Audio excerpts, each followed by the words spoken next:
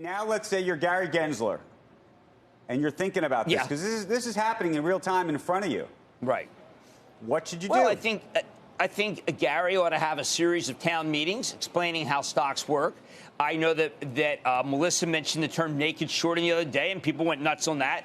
I talked about how Wendy's moved. I think he ought to do what Arthur Levitt did. Town meetings explaining to people how if you do something like this, you have to recognize it can end badly, it can end well. We got the GameStop meeting today. But you know what? We ought to have education coming out of the SEC. Go back to the old days. Instead of the SEC just being quiet and being somewhat laissez-faire, let's get back in. We've got young people coming into the market. We've got 10 million people in Reddit. They need to be educated. That's the solution, Andrew. And I know that that's old-fashioned, but I think it would really help because I know that some people feel a lot of money has to be lost. I'd like people to make money as long as they understand that it's not a game. It's not a game.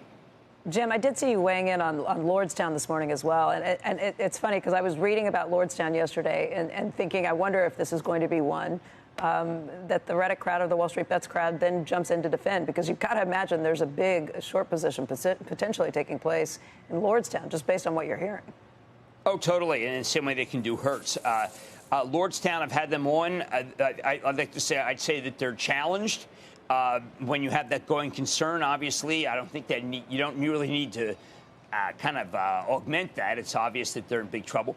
But I think Fisker's not in trouble. I think Lucid is not in trouble. I think they've got really interesting business models and maybe should be bought. I'm seeing a lot of the stocks that came because of Clover. People are going back to these stocks, but they have to know what they're doing.